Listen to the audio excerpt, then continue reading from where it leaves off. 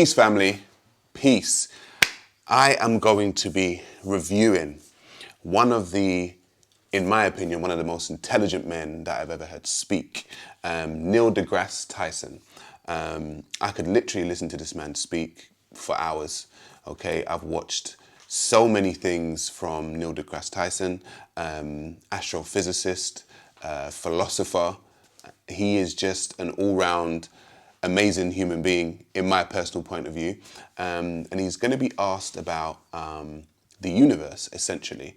And me, as a pantheist, I listen to Neil deGrasse Tyson to try and understand my relationship sometimes with the universe and the way in which we all exist in it, because essentially we are the universe. And so listening to him kind of strengthens and fortifies my pantheist beliefs. And so I'm just going to listen to him, and I want you guys to see what you get from it. What is the most astounding fact you can share with us about the universe? The most astounding fact. The most astounding fact is the knowledge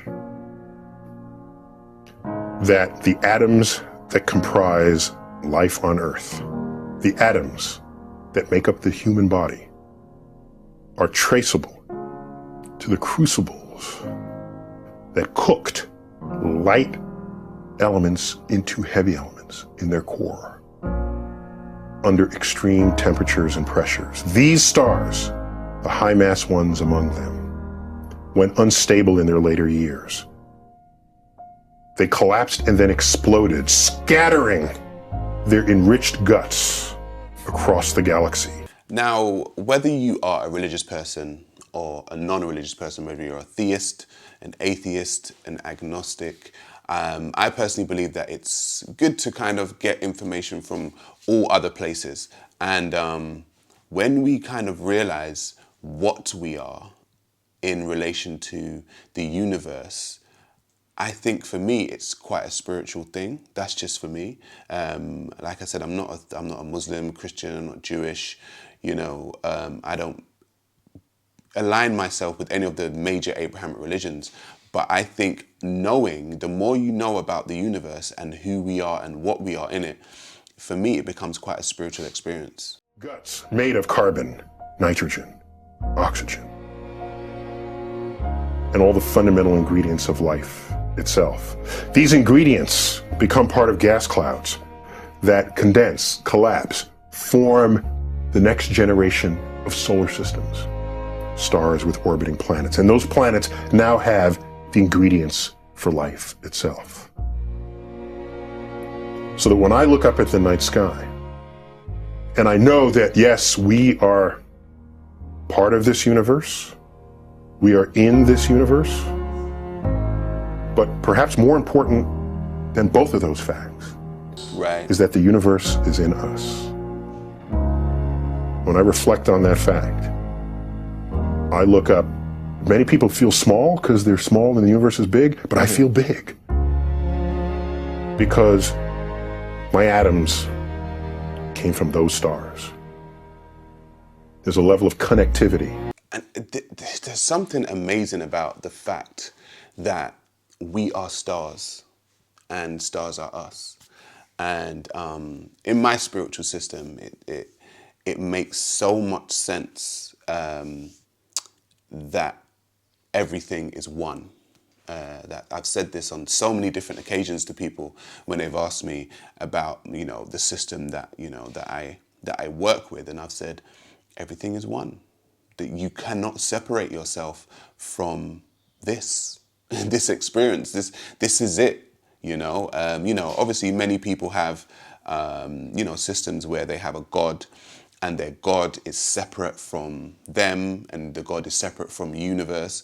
But in pantheism, it is essentially that everything is divine. Everything is one. The universe, the trees, the stars, the animals, the air, the water, other human beings, everything is one. It's all made up of the same stuff. What we can see down here and when we look up there, we can understand that the same things that make us up actually exist out there. It's mind-boggling to me. That's really what you want in life. You want to feel connected. You want to feel relevant. You want to feel like you're a participant in the goings-on of activities and events around you.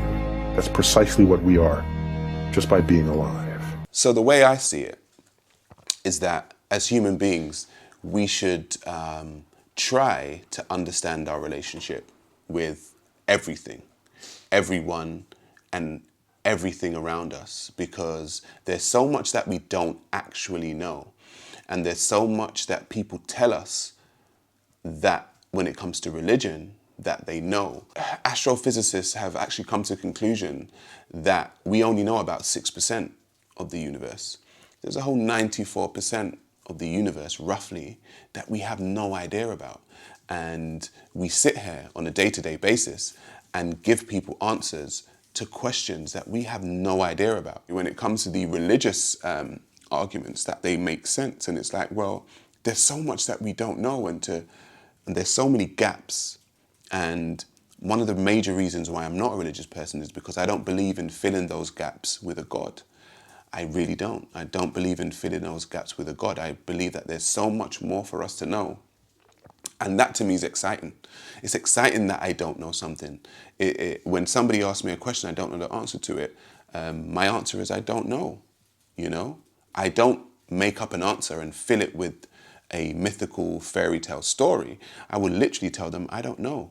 Maybe in the future we'll find out. And I think the exploration and I think the adventure is something that excites me. It makes me feel more connected, because I know that I can actually find something out. It makes me excited to try and find more things. It makes me happy to know a lot of the time that I don't know everything, and a lot of the time people are, I guess they feel lost if they don't know something, but I'm actually okay with not knowing. And I think as human beings, we need to get to a place where we're happy with not knowing.